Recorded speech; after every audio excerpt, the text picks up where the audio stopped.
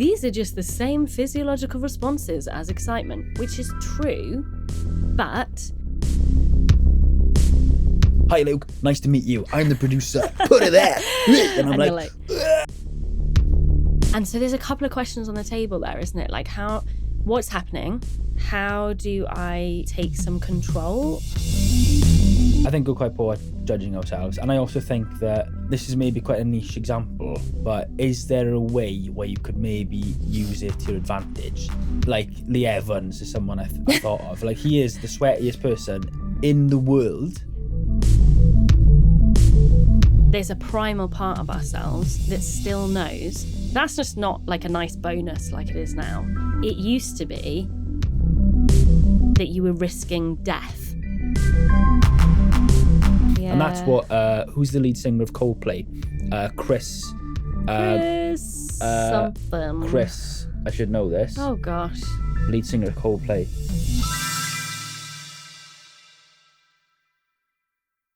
Why do I get sweaty palms, racing heart, and stomach knots, or shortness of breath, or that feeling where you know the words, but they just won't come out, or that heightened sense of awareness, like I'm taking in all the information. It's like sensory overload. Everyone gets this. Everyone either gets this or has had it at some point. And I think that's who you are. Everyone's had it. Yeah, and that's why we wanted to do this episode, right? Yeah. That it's not only that everyone's had this, actually people don't talk about it.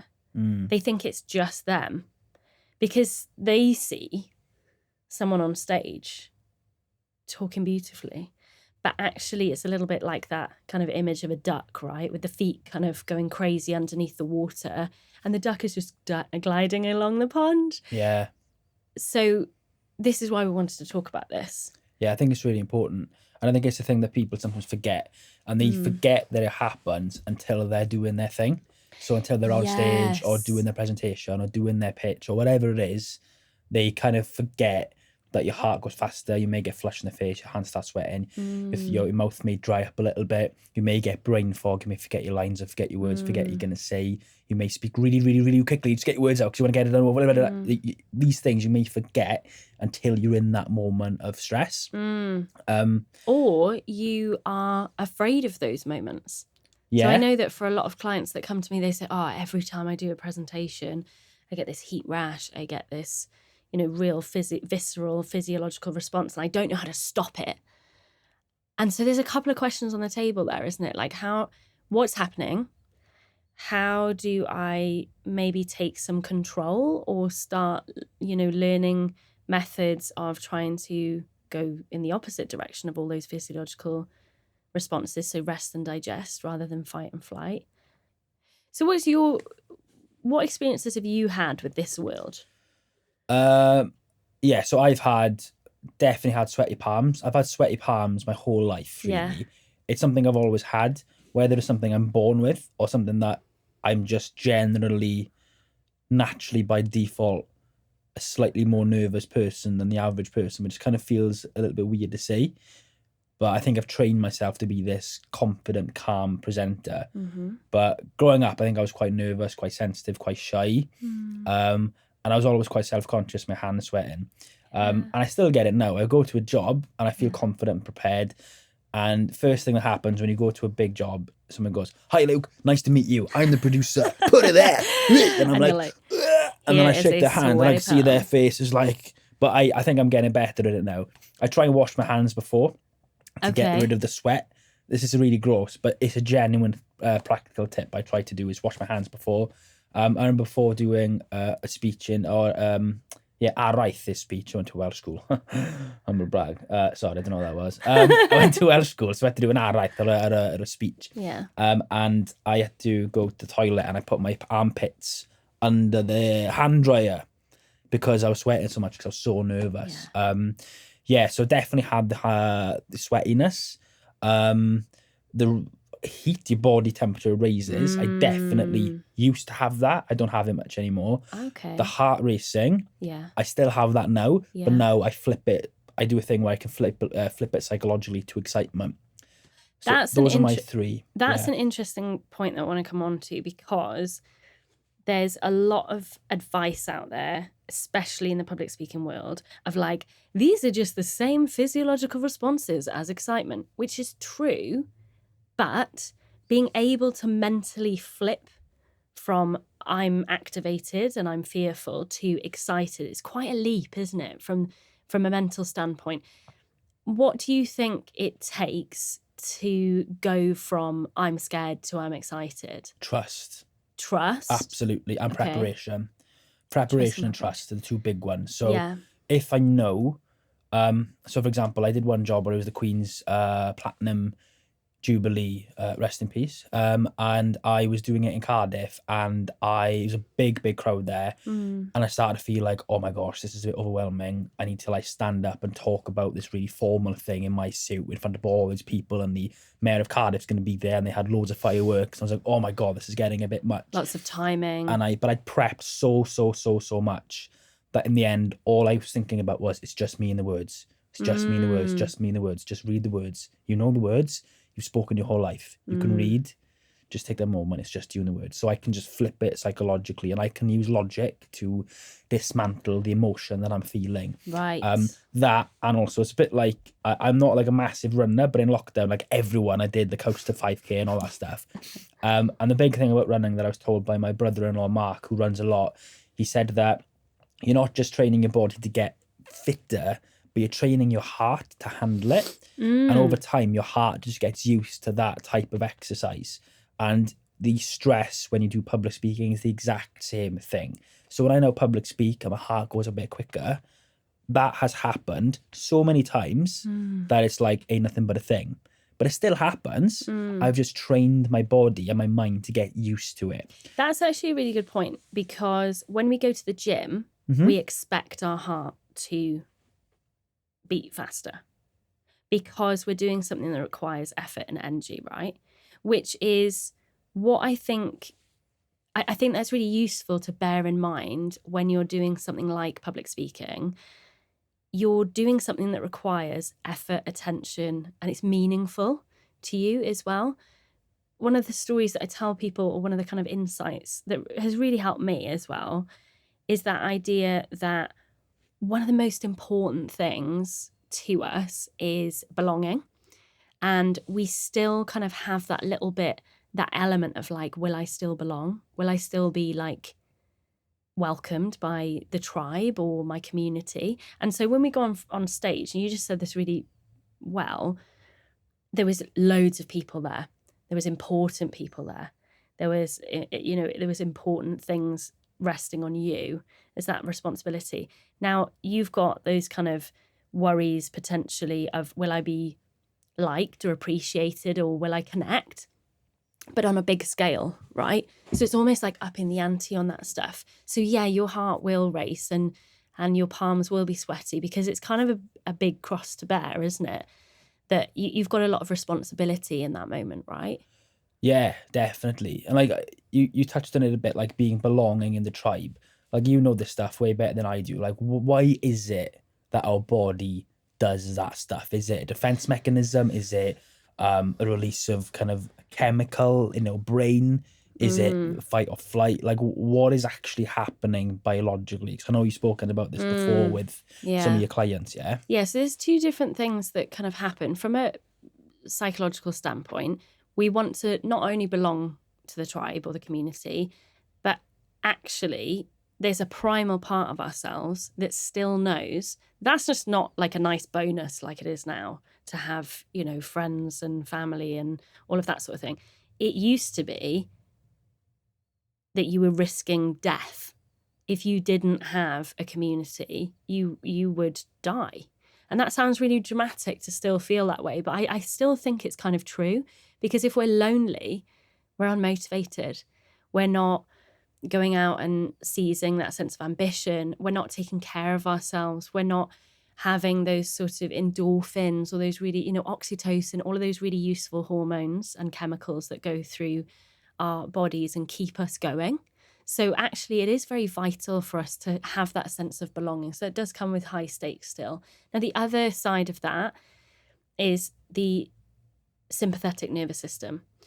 So we have the parasympathetic and the sympathetic nervous system. The sympathetic is also called the autonomic nervous system. So that's the things that we do on autopilot. So when we are preparing for the fight or flight, running away or taking on the battle, if there's anything that kind of triggers that response, like public speaking, that autonomic nervous system will go into an automatic, how do I get this person the most energy we can in a short period of time, and that rush of adrenaline to get them to run away or to take on that beast. Now, what happens is there's a kind of misfiring of that autonomic nervous system, I guess, especially if you've not done this before. So the first tip that I would say is that there's two different kind of approaches that you can do from a psychological point of view. Cognitive behavioral therapy is really useful. I did cognitive behavioral therapy. I don't think many people know that. Or gradual exposure or desensitivity therapy. Yeah. So you are exposed to the very thing that you're afraid of. Now, for me, cognitive behavioral therapy was really, really useful. And what I would say is if you are suffering with these symptoms, throw everything at the wall.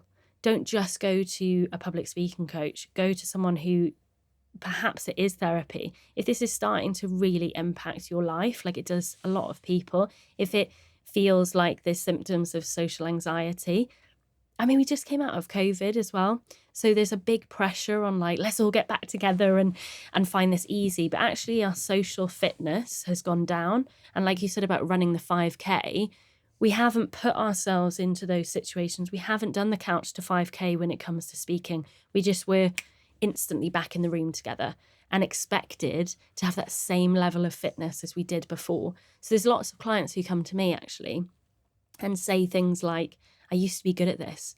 I used to be really easygoing when it came to recording videos or standing up in front of people. Now I really struggle.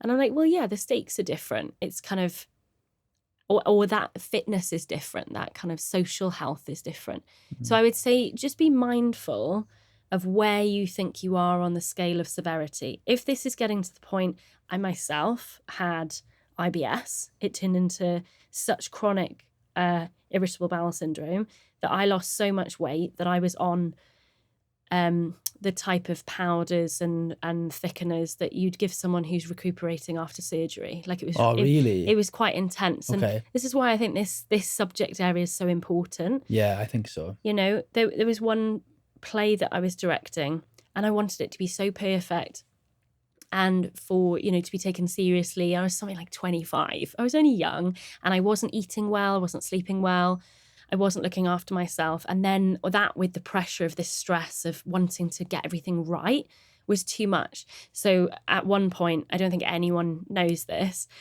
I directed a scene, said, you go for it, carry on, blah, blah, blah, and then ran off backstage and vomited. That's how severe this got for me. That's why I went to cognitive behavioral. I didn't even know that was a problem. I just thought everyone had this and whatever. But I was like, at some point, I had to go and get help. Yeah. So when I talk about these things, it's from a deep understanding. Yeah. And it was uncomfortable. It's uncomfortable to talk about it now, but I think it's really important because people go, oh, you're just good at this. And people think, yeah, exactly. It's like completely contrary to where I have been with these symptoms. And people don't want to talk about this kind of stuff often, but it's something that affects all of us, especially if we're going to be in that high stress environment. When I was working in local TV, we went through a stage where we were doing 2 hours of live TV every night. Yes. And we did that for just over a year. And it was great because we all got used to that high stress environment quite quickly because it's live. You can't get any scarier than looking at the lens and not knowing how many people are watching you. Yeah. What I will say, and this sounds of a thing, you have to basically book in a slot to go to the toilet before we went live. Yeah. Because the toilets are so busy because people are nervous. And my boss made a joke once saying like how much toilet roll we were going through. Because we had like 5 or 6 people going live every night. Yeah, of course. Of course, people are going to be like, ugh. And what we had to, and this isn't, I'm not saying we had to do this, but what I saw a pattern of is I think I was going out to the pub more during that time than I was like in uni. Because what would happen is our hours were 8 till sorry, we start at 11 o'clock in the morning, we go live at 6 and finish at 8. Wow. And 8 is kind of too early to go home and go to bed, but it's too kind of late to go to the gym or do anything, like go for dinner or anything like Well, that. especially if you've got all that energy to Exactly. expend, So you know, the all that credits would roll, adrenaline. and we'd all be like, "Wah!" And we'd have all this stuff. And a way that I think in this country we like to alleviate that stress is through alcohol. Well, we're numbing it. So Yeah. what happens then, what we're doing is, again, I'm not a scientist, but this is just from like my understanding of what was going on in my body, is that I would have these rush, this adrenaline, I wouldn't burn it off anywhere, so I'd have to numb it. I'd have to numb the impact of that feeling, because otherwise I'd be buzzing, exactly like you say. And there's this crash that comes afterwards, right?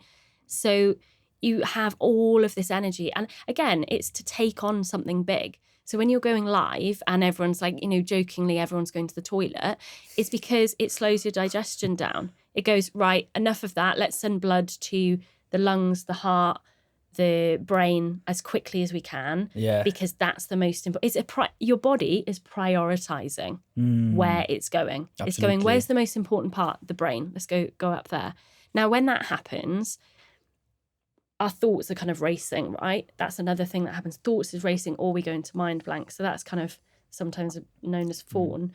A really nice thing to do that's stuck with me. And I think it was Caroline Goyder, another like voice expert.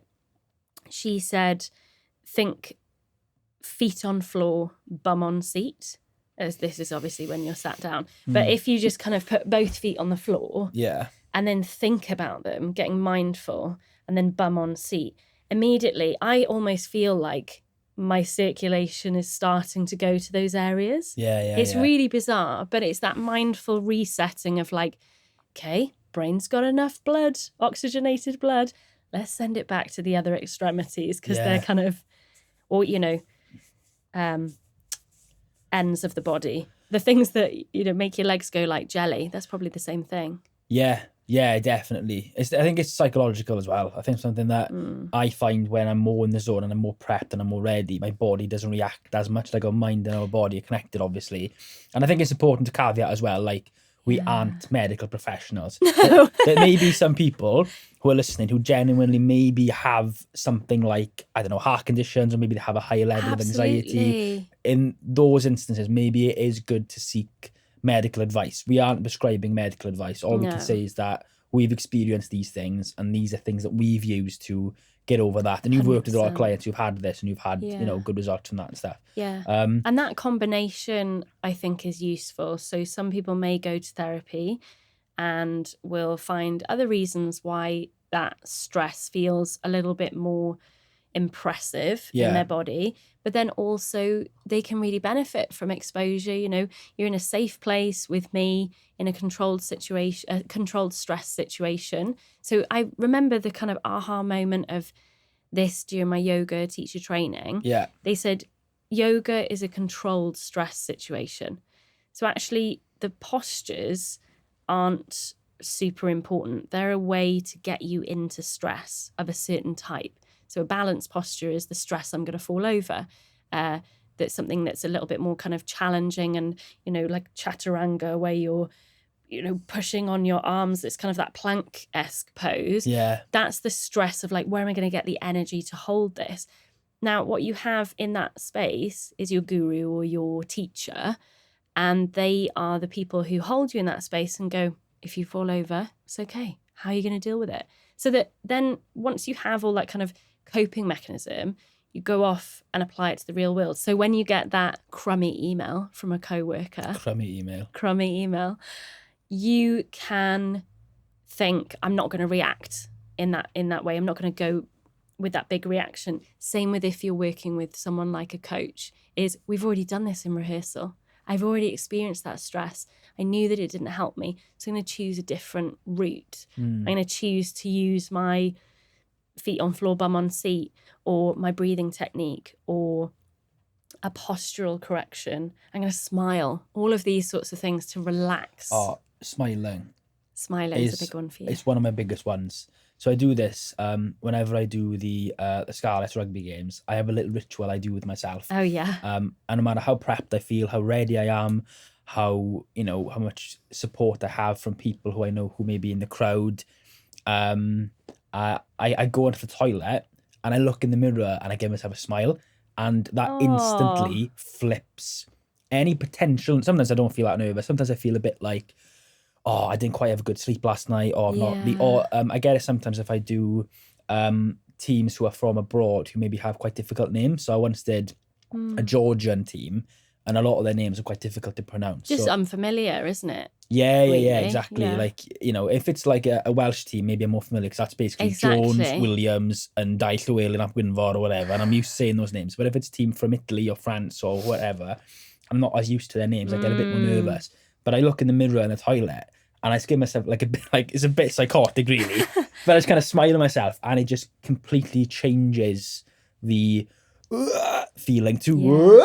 Yeah. it's such a simple trick, and I use it almost every time I do something. I That's so also nice. do a thing which helps me to ground sometimes, is I wear something that reminds me. So when I'm in that Mm. moment of potential stress, Something that prompts. I'm trying to think of like back in the day when I used to get more nervous. There's some things I do because when you're in that environment where your heart's going and you're getting flushed and your maybe throat is going a bit weird, you can't get your Mm. words out, your hands are sweating, or you feel like there's knots in your stomach, that will often with people be the dominant thought, and you just want to Yes. get it Take over all your with, and attention. it'll take the attention away from the practice you've done, from the words Yeah. that you want to remember, the emotion you want to feel, the connection with the audience. All of your cylinders are firing in terms of your physicality, or how you feel physically or physiologically, sorry. So one thing I try to do is I wear a watch, and my dad was a really, really, really good public speaker, and he loved public speaking so much, and the last thing he gave me before he passed away was this watch. So whenever I do a big gig, I should be wearing it now, I was gonna really. say you're not wearing it now. It's in a box, nice and safe. I like to keep it Yeah. in a nice special place. So whenever it's a big gig, this is a big gig, by the way, but I just don't feel nervous for it. I feel quite chill. Yeah. But when I'm doing a big gig and there's loads of people there, I wear it, Yeah. and if I ever feel a bit like my physical stuff is taking over, I have a little Mm. glance, and it's a little reminder of like, you got this, son. That's nice. The anchor. But yeah, exactly. And the That's quicker lovely. those moments, like you said about the feet thing, the quicker those moments are, the more beneficial I find. It takes 30 seconds to go to the toilet and smile in the mirror. It takes a Mm. second to glance at a watch. It takes a second to think toes and bums on seats. I Mm. think the quicker those things are, the better, because in that moment, you're going to want results quite quickly. They're not Yeah. always going to work, but if you have a Yeah. few of them up your sleeve, I think that can generally. I remember there was once, this is another quick example. I was in school and I had to do a presentation, and there's two boys in the front row, and they were doing an inappropriate thing with their hands. Brilliant. And the teacher was at the back of the class, so I couldn't see what they were doing. Yeah. Oh, sorry, the teacher couldn't see what they were doing, but I could. Yeah. And all I could focus on was them doing that thing with their Yeah. hands. And I think the body is the same thing. All I could think about was like, oh my gosh. And I started to get nervous, and it completely threw me off. Mm. How that ties into like physiological stuff, I'm not quite sure. Do you mean that actually when your body's doing that, sometimes it is distracting because we think, oh my gosh, I actually, in those moments, I thought I'm going to die. I know that sounds really dramatic, but it's like my body's failing me. My body feels unusual. It feels extreme. So actually, again, coming back to what you just said there about like the the thing that takes a couple of seconds, I would also say have those in the moment, and also prime your muscle memory for relaxation before the event. So in the weeks running up to it, do a little bit of breathing practice. Do a little bit of, if you meditate, what's that feeling of settling down and then feeling that pull? Or go out for a nice walk, put your focus outwards, do those sorts of things that relax you so that that muscle memory is also available when you're in that scenario. Because actually, if you are just stressed in the run up to the whole thing, to the talk itself, if that's all your body's known, that acute stress can turn into chronic stress. Like that's now a habit that you're forming. That's now something that is in your body. And I don't know whether you feel like this, but sometimes people ride on that stress as well. They're like, I have to be stressed in order for this to be good. And I don't think that's personally a great place to be. I think that level of activation is really great. It matters to you, your heart's in it, For me, that might be a little bit of a heart quickening, my guts getting kind of butterflies, my awareness sharpening, but it's not going into mind blank, dry throat, sweaty palms. For me, maybe I get sweaty palms a little bit, Yeah. but it's not turning into that chronic place. And that's where what I said earlier, those examples, those stories of, where I was losing weight, where it's actually impacting the everyday, that then felt like I was almost like stress hunting, because if I wasn't completely adrenalized, I thought I wasn't working hard enough. You say that. Yeah. I definitely have got to that point where I do a job and then I get used to that stress and I go, I need a bigger buzz now. And then it gets bigger. Yeah. And then you go, okay, I'm getting used to this buzz now. I want bigger. But that's different. That's about your comfort zone, isn't it? That's you growing your comfort zone. Yes. So we've got like... It's almost welcoming that increased level of stress. I want it more. Yes. I know that equals growth. But you're not saying it's a prerequisite of me being good or this job being good. No, not at all. No, it's just that that's actually a really good thing to think about. Am I challenging myself enough? Is it like, a little bit wobbly? Yeah. Is it a little bit, this is so inappropriate. I call it like squeaky bum. Yeah, no, I think that's fair enough. Is it the squeaky bum job or goal or ambition? Yeah, because actually, there's a lot of people who fear these physiological reactions and so won't put them anywhere near it. There's a lot of rhetoric around trusting your intention and being kind to yourself at the moment. And I don't necessarily think that means not putting yourself out there. I think that's one of the kindest things you can do to yourself is go, you can do this. Let's expose you to the stress. Let's take you on a 5K run and have your heart and muscles firing and all of that sort of thing, because you're growing towards something rather than staying still in the comfort zone. Yeah, it builds resilience. It's the exact same thing, like mentality of like going to the gym. I think like him or hate him, Donald Trump once said he didn't like going to the gym because he felt like he was draining his battery. And it's almost like the opposite effect. You go to the gym to increase your battery size to be able to take more energy and use more energy. Yeah.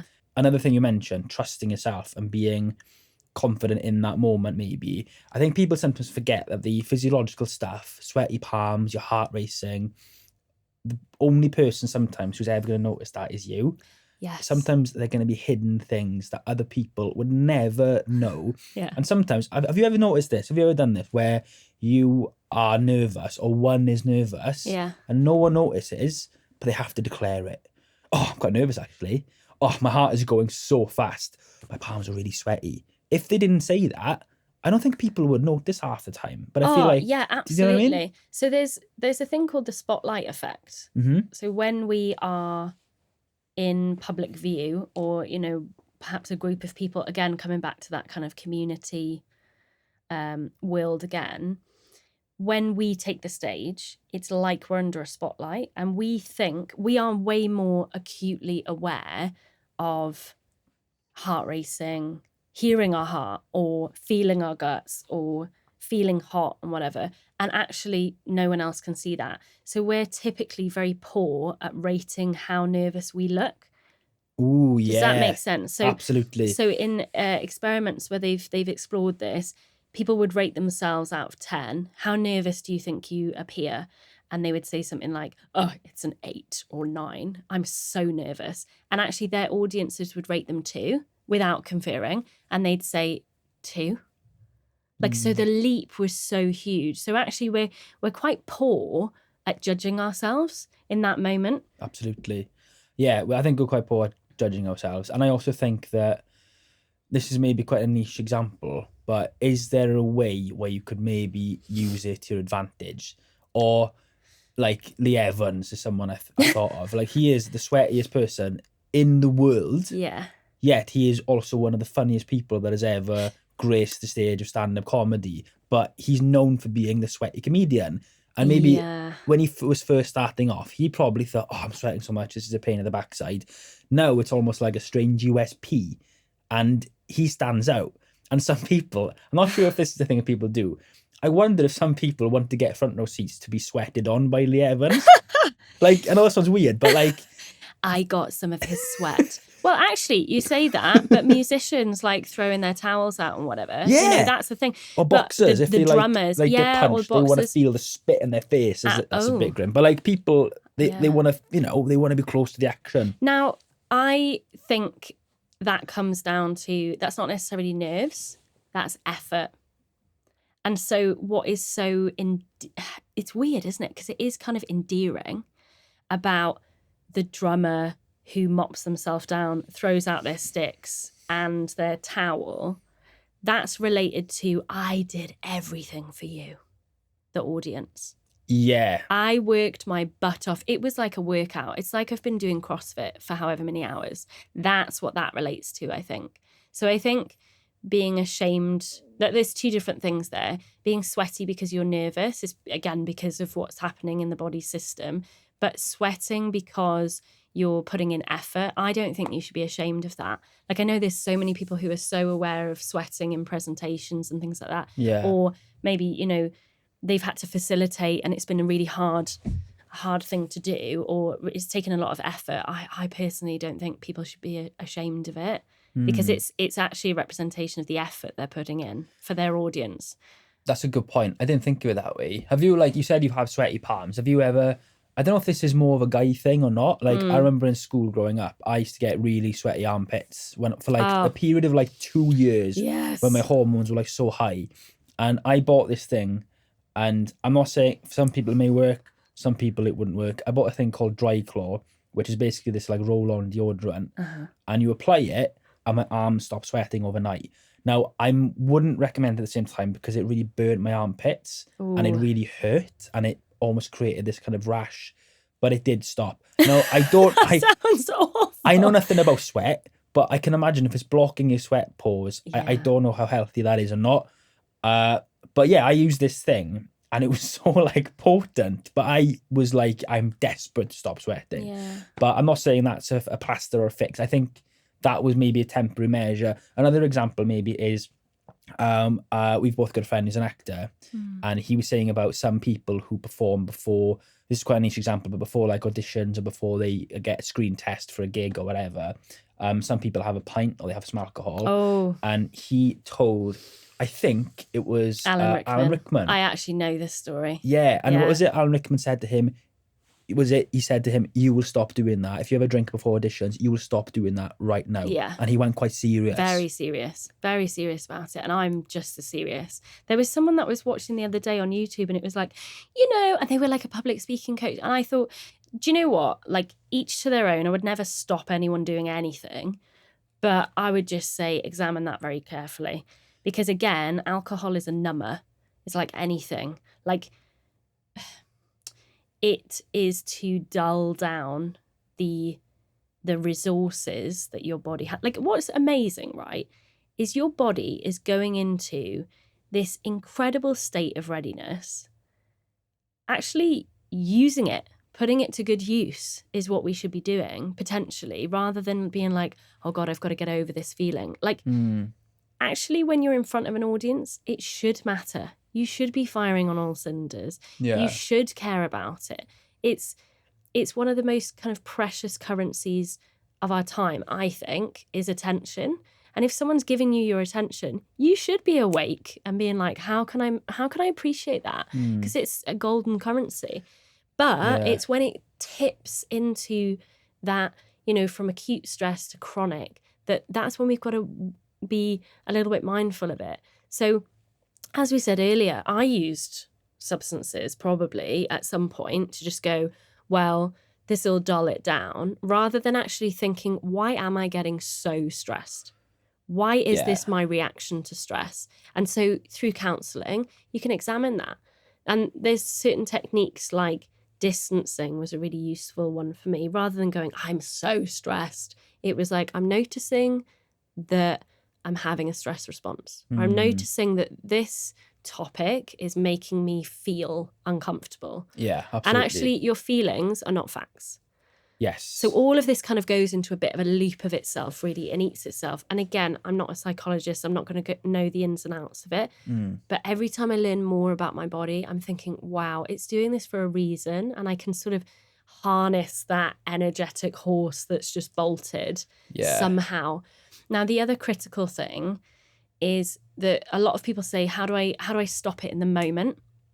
And I would say it is a little bit like pushing a car off the top of a hill and then trying to stand out in front of it and stop it when it's got that momentum. Yes, good point. You know, like actually stopping it when it's up at the hill is your best opportunity to kind of, I guess, wrangle it, take some control. So actually, if you don't do presentations often, jumping in the deep end is going to feel like a whoa, big momentum into that environment of stress. Whereas actually, could you do it in front of other people? Could you experience that little bit of stress? That's why I think it's useful to work with someone like a coach or a director. That's why actors do it, is we're in that room together, we're finding it out, getting out the kinks, and then there's a freshness in front of that audience that you feel comfortable to explore.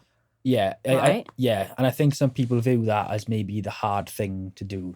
So I think it's time-consuming. I think what people do is they tend to rely on the quick fixes, and I think we live in a world now where, and I'll speak about this in a second, but we live in an app world where there's an app for everything now, quick fixes.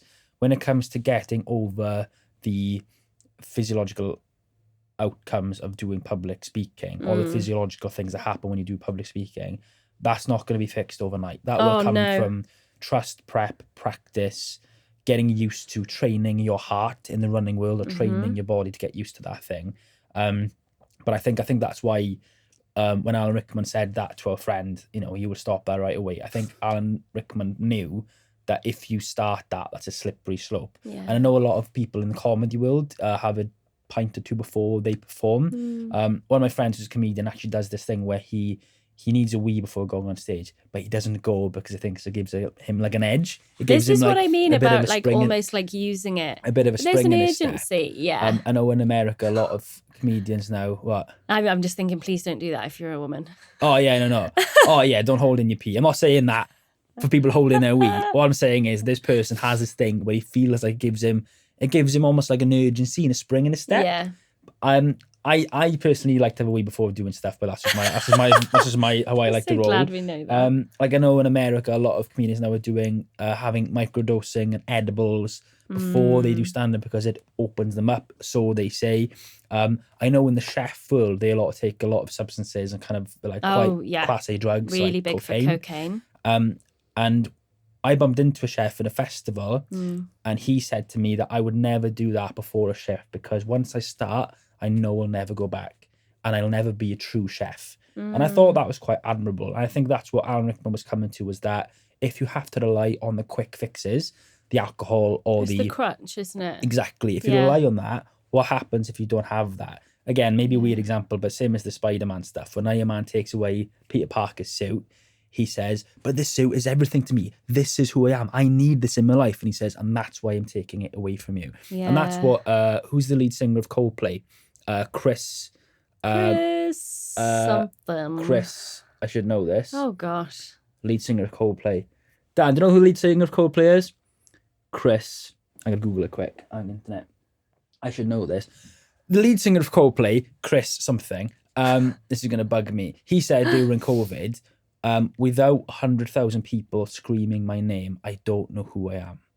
And I think that is quite a realization of if you need that thing more than it needs you, then I think that's maybe where you're in the wrong. Now, people are going to find their own way. Well, it's just worth examining, isn't it? I think.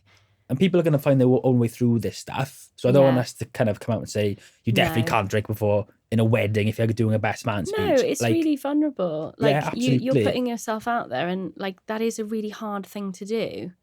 And sometimes those things can make it feel like it's easier. But actually, what's the benefit long term? Definitely. I think. One thing I have done, though, when I have not had... So I've done TikToks, for example, and I thought my face was a little bit red. If you feel like you want to, you can use stuff like some apps, so to take your redness down, or to kind of get rid of gaps if you're like stumbling over your words. I wouldn't say rely on the apps too much, but if you're in a bit of a tricky situation where you think, oh my gosh, I got really flushed in the face then because I was quite nervous doing that, you can maybe use some Again, filters and stuff. I don't think many people are going to notice. I think it Maybe comes they back won't. to that sort of grading. There was one as you were talking then, because yeah, absolutely. If there's a certain lighting and you notice that your face is just sort of flushing as you go through, yeah, 100% you can Yeah. use things like that. There's one that I would say please never use, which is the eye contact corrector. I've seen this. Did you see the video Yeah. of me? Because for some reason, I turned my head at some point and it turned my eyes back and I looked like a Neanderthal. Like a Mona Lisa kind of thing. Like, you know, It wasn't even like, oh, it's creepy that my eyes are moving that way. It changed my entire face shape. You look shifty. No, I looked like I had this huge brow, like I was about to go out and club some beasts. And I was like, this is bizarre. And I thought, I don't want eye contact that much.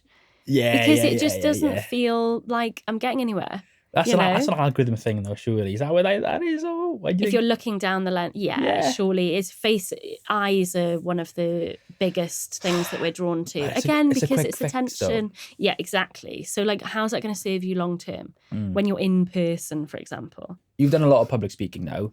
Do you still get these bodily reactions? 100%. 100%. I think I still get the nervous belly. Mm. My digestive issues have completely and utterly changed. But again, I put myself first. So I'm like, I'll have a good night's sleep. I'll drink plenty of water. I will be prepared. The thing that flips it, this is what I was going to say earlier, actually, from fear to excitement is preparation for me. And it's not necessarily just like, how do I make this perfect? How do I make this brilliant? La, la, la. It's actually just getting up and speaking and presenting it 10 times. And it's exhausting. It is exhausting. But so is going to the gym. And I would say if you want to feel that rush of like lovely chemicals, because there's all of this physiological response is kind of comes with a lot of negative connotations, right? Yeah. There's so much that the body produces that feels uncomfortable. There's so much that the body produces without external kind of drivers or stimulants that is incredible. Like if I meditate, I know I'll feel that serotonin. If I get to bed early, I am more likely to be able to foster those beautiful chemicals. So now I know that that's the flip for me. From fear to excitement is preparation and specifically rehearsal. And rehearsal in front of someone else is even better. Yeah. That's huge. Yeah. Even if it's a couple of empty chairs and I just absolutely cut out some faces and put them on the chairs. I still get some stuff too. I still get, do I feel my hand? I'm not even nervous. Oh yeah, that's clammy. It's a little bit of split gross, isn't it? ASMR. And mine's a little bit in the centre. I think it's because I've had a coffee. Maybe I just feel a bit more like adrenalized. That's probably the only thing I have now still is I feel slightly more adrenalized. I don't get the kind of dry mouth stuff. I don't get flushed. My heart rate goes up a little bit, but I don't notice it. But I definitely get another element of like, what? We're doing something a bit scary, but it's nothing that is ever dominant anymore because I think as well, I agree with you, for me, it's all down to prep. Yeah, the smiles and the little moments of grounding beforehand and the positive outlook and the watch. But I would say most of it comes down to me stepping out there and knowing I've done the work beforehand. Yeah. It's all about the work beforehand. Yeah, it's taking care of yourself. I think a lot of people think self-care is bubble baths and that's it. Self-care is cutting out the time for you to put the effort in. Absolutely. For sure. And as my mate said, that having a wee beforehand is a really good tip. I think we should end now because I need to go for a wee myself. That's my bodily function kicking in. Is it because you're nervous? Yeah, I think so. So it's really important to remember that the body activates. It will go into, a little bit more of a heightened state. That's something that's quite natural. But if that acute stress turns into something more chronic, if it's starting to impact you every time you speak or every time, you go out of the house, please do seek some professional advice, whether that's therapy, working with a coach, something along those lines. But I think in the run-up, if I could give a couple of takeaways, in the run-up to something like a presentation, a talk, have that nervous system menu, something that you can pluck off that menu that feels a little bit like, oh, I might indulge in a little bit of breath work this week, or I might spend time with friends, or I might reward myself with a nice bit of telly or something like that, something to kind of get you into that rest and digest. And what was the other thing that I was supposed to say? Before. So do that. What was the other thing I was meant to say? Prep, grounding. And preparing. Yeah, great. So you have that nervous system menu, things that ground you, things that switch you into that parasympathetic state. But then you also make time for the hard work, the boring stuff, getting up and rehearsing in front of other people, saying it out loud, being big and expressive, so that you feel like you've not only facilitated or worked through the muscle memory of the rest and digest, but you've also worked through that muscle memory of what does it take to put that fair bit of effort in? What does it take to show up in front of an audience, so that when you're in front of the audience, it's not a shock? Absolutely. And if you're just about to do your speech or your talk, whether it's on a Zoom in front of clients or in front of an audience or at a wedding, and you're just about to go on, say you're listening to this podcast the night before, I would say wear something that kind of grounds you before that moment. Wear a lucky pair of pants, pair of socks, a special watch, whatever that is, and look down at that, or have a look at your pants before going on, because that will just settle things right down and it'll remind you why you're doing it and why it's important maybe. And then just before you go on, please take yourself to a toilet or somewhere with a mirror, give a big smile into that mirror, and that will, I find, sometimes switch those nerves into feelings of excitement and come on, let's do it. Love it, let's do it.